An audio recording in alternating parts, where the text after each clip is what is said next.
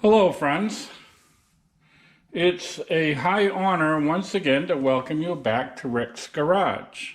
What you see before you is a 2016 Nissan Rouge with a 2.5 liter motor. This particular car has about 60,000 miles on it. It happens to be my wife's car. She brings it into the garage today with the complaint that it's hesitating and bucking in stop-and-go traffic and at stop signs and red lights. At higher speeds, it seems to run fine. She first noticed this problem about a week ago. However, the engine light did not come on until this morning. So I had her bring it in the garage and I ran my scan tool on it. It came up with the code P0014 and P0017. Well, the P014 is a valve timing issue. This car is equipped with a variable valve timing solenoid. The variable valve timing solenoid operates off of oil pressure on this vehicle. So this error can occur if your engine is low on oil, or say you missed an oil change or two and your oil is excessively dirty, you can get this error.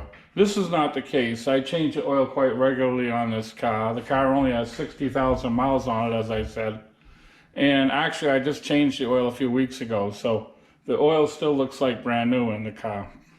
So friends, for the purpose of this video, I'm not going to be concerned with the valve timing solenoid. I believe the problem is being caused by the P0017 error, which is a correlation error between the crankshaft sensor and the camshaft sensor.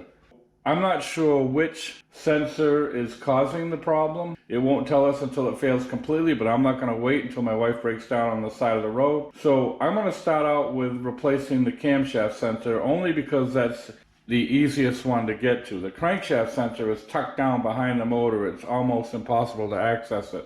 So we're going to replace the camshaft sensor first, see how the car drives, and if it drives fine, that's it, we're done. Now, I don't believe measuring the resistance of the sensor will give you really any good information, because the sensor is actually working. It's just intermittently it's having a problem.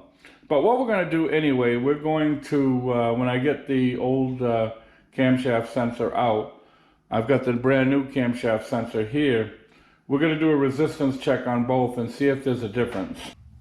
Okay friends, the first thing I'm going to do is disconnect this battery terminal. You can see it's a little corroded anyway, so it's good. I'll have a chance to clean it up before we put it back together again. Alright, the first thing we're going to remove is this little tank on top of the motor. I believe it's called an air intake resonator. We're going to unclip this little hose on the side, and then we're going to loosen this clamp and push it back. We're not going to pull it off yet. It'll come off when we remove the resonator.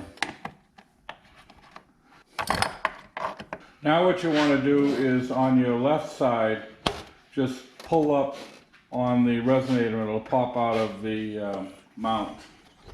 Then on your right side, you want to push it a little bit to your left and then pull up, and then that'll pop out of its mount. By now you may have noticed there's not enough room to remove the clamp that holds the air resonator to the throttle body ductwork. To slip the air resonator out, you've got to put a pair of pliers on it, squeeze the clamp, and then slip the resonator out as you're holding the clamp open. The camshaft sensor is directly underneath the air resonator we just removed. Squeeze the tabs on the plug as you see here and try to slip it off. If it's stubborn, you can give it a few little love taps with a hammer. Once you've removed the plug, you're going to need a 10mm socket to unscrew the retaining bolt. Then you can go ahead and just pull the sensor right out. Okay, I've got both sensors here on the bench, and I'm going to take a reading from the old sensor first.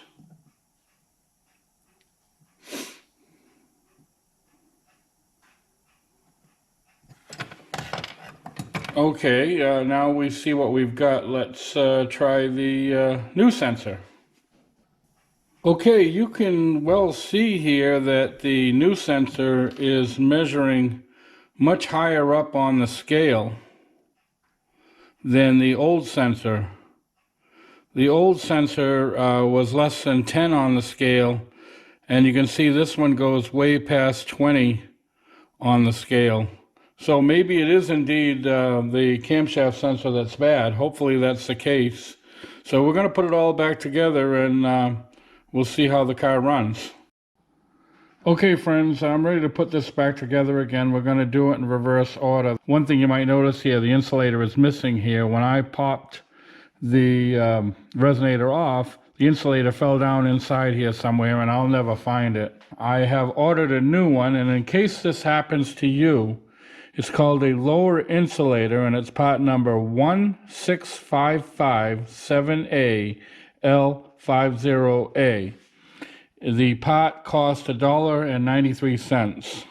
You can get it on eBay, or you can go to your local Nissan dealer to get one. So I've put it on order. I'm going to put it back together without it. When it comes in, I'll just slip it back in. So after I get this all together, we're going to go for a little test run, and I'll come back and let you know how we made out. Well friends, I'm back from the test drive. As you can see, the car is not in the garage, so that's kind of a good sign. The test drive went great, the car's running great, so we're going to declare the job done and the car fixed. Now, one thing I didn't talk to you about was where I got the replacement part. I bought the replacement camshaft sensor from AutoZone. It's a Duralast. It's part number SU12938. Cost about $60 at AutoZone, but it's guaranteed for life, or as long as you own the car.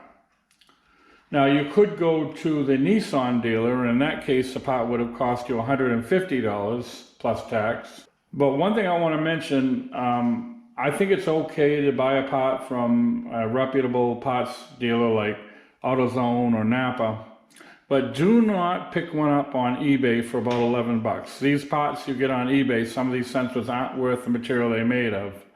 With an eBay sensor, you are lucky if the car starts at all. If it does, you'll be doing the repair again in a matter of months, if not weeks. So stay away from those cheap sensors online. A lot of the manufacturers have a group of defective sensors, and they'll wholesale them out to these eBay dealers. And the eBay dealer really doesn't care whether it's any good or not. They know that if they sell you a cheap sensor and it doesn't work, they're probably never going to hear from you anyway. So that's all I would suggest is stay away from a cheap sensor online. Buy one from either AutoZone or Napa, or go to the Nissan dealer and buy one directly from them. So that's all I've got today. I want to thank you once again for watching Rick's Garage. Before I go, I'm going to post 2 videos to your left. Feel free to click on one or the other should you find them of interest. And to your right will be my avatar in the form of my trusty German Shepherd. Feel free to click on that if you wish to subscribe. So thanks again for watching, and we hope to see you all again very, very soon.